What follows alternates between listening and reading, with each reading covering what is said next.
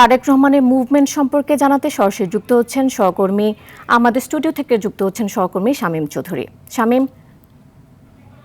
তারেক রহমানের অবস্থান সম্পর্কে আমাদের জানাবেন বিস্তারিত।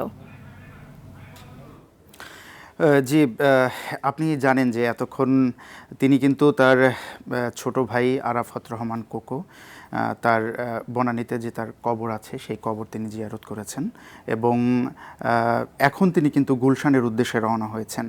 এখান থেকে তিনি সরাসরি তার বাসভবনে যেতে পারেন অথবা এখান থেকে তিনি সরাসরি রাজধানীর এভার কেয়ার যে হসপিটাল রয়েছে সেই হসপিটালে যেতে পারেন তার অসুস্থ মাকে দেখতে। আপনারা জানেন কিন্তু সেখানে নভেম্বরের 23 তারিখ থেকে বিএনপির চেয়ারপারসন বেগম খালেদা জিয়া সেখানে চিকিৎসাধীন অবস্থায় আছেন। তো সেখানে এই তারেক রহমান কিন্তু দেশে ফিরেছেন 2 দিন হয়ে গেল। এরপরে কিন্তু বিভিন্ন কার্যক্রমের কারণে তার পিতা শহীদ রাষ্ট্রপতি জিয়াউর রহমানের মাজারে শ্রদ্ধা নিবেদন, এরপরে সাভারে গিয়েছেন জাতীয় স্মৃতিসৌধে, সেখানেও কিন্তু শ্রদ্ধা নিবেদন করেছেন 71-এর শহীদদের প্রতি।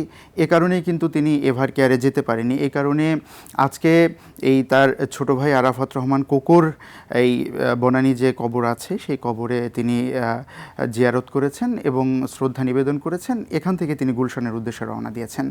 এখন গুলশানের বাসভবনে তিনি যাবেন সরাসরি না এখান থেকে তিনি তার মায়ের কাছে এভার কেয়ারে যাবেন বসুন্ধরা হসপিটালে, সেই বিষয়টি এখন পর্যন্ত নিশ্চিত হওয়া যায়নি। এর আগে কিন্তু আপনারা জানেন যে সকালে তিনি তার গুলশানের বাসভবন থেকে বের হয়েছেন এবং গুলশানের বাসভবন থেকে বের হয়েই কিন্তু তিনি চলে এসেছেন শাহবাগে এবং শাহবাগে কিন্তু শহীদ ওসমান হাদি যিনি একজন 24-এর বিপ্লবী তার কবর জিয়ারত করেছেন এবং তার কবরে কিন্তু ফুলেল শ্রদ্ধা জানিয়েছেন এবং শ্রদ্ধা জানানোর শেষেই কিন্তু তিনি তার কবরের পাশেই আমাদের জাতীয় কবি কাজী নজরুল ইসলাম বিদ্রোহী কবি যিনি তার কবরেও কিন্তু তিনি শ্রদ্ধা জানিয়েছেন, ফুলেল শ্রদ্ধা জানিয়েছেন এবং তিনি কিন্তু কবরও জিয়ারত করেছেন। সেখানে কিন্তু তিনি নীরবে দাঁড়িয়েছিলেন কিছুক্ষণ। অর্থাৎ চারপাশটা দেখে আমরা তখন যেটা বুঝেছি আসলে যারা দেশের জন্য কাজ করে, দেশের মানুষের জন্য কাজ করে, যারা বিপ্লবী তাদেরকে কিন্তু আসলে তারেক রহমান ভুলেননি। এ কারণেই কিন্তু তিনি শহীদ ওসমান হাদির কবরে শ্রদ্ধা জানিয়েছেন এবং এরপরই কিন্তু তিনি আগারগাঁয়ে চলে গিয়েছেন। কারণ আপনারা জানেন যে অনেক জল্পনা কল্পনা ছিল তারেক রহমানকে নিয়ে, যে তারেক রহমান ভোটার হবেন কি না বা ভোটার কিভাবে হবেন, দেশে এসে ভোটার হওয়ার কি প্রস্তুতি নিয়েছেন। আমরা কিন্তু একদম শুরু থেকে তিনি যখন লন্ডনে ছিলেন তখন থেকেই কিন্তু একটা কল্পনা ছিল সবার মাঝে আসলে কিভাবে তারেক রহমান ভোটার হবেন বা কবে নাগাদ ভোটার হবেন, হ্যাঁ, এবং তার যে কন্যা জাইমা রহমান তিনিও দেশের ভোটার হবেন, কিভাবে ভোটার হবেন, ভোটার তালিকায় কিভাবে নিবন্ধন করবেন, এই বিষয়টা নিয়ে কিন্তু দেশের জনগণের মধ্যে এবং সাংবাদিক সমাজ থেকে শুরু করে সবার মধ্যেই কিন্তু একটা আগ্রহ ছিল। কিন্তু সেই আগ্রহ কিন্তু আজকে শেষ হয়ে গেছে।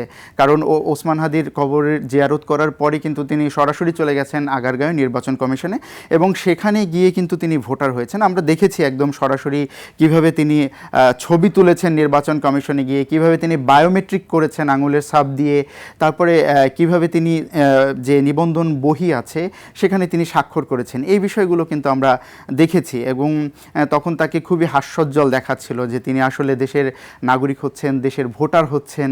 কারণ আপনারা জানেন যে সামনেই কিন্তু ফেব্রুয়ারিতে রয়েছে জাতীয় সংসদ নির্বাচন, ত্রয়োদশ জাতীয় সংসদ নির্বাচন। এই নির্বাচনে কিন্তু তিনি প্রতিদ্বন্দ্বিতা করছেন বগুড়া থেকে এবং বগুড়া থেকে কিন্তু তিনি মনোনয়নপত্র সংগ্রহ করেছেন।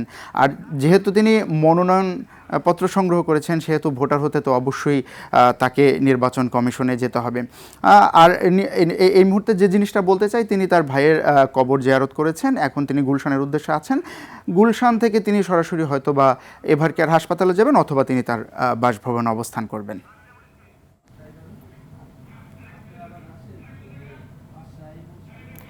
শামীম, আপনাকে অসংখ্য ধন্যবাদ।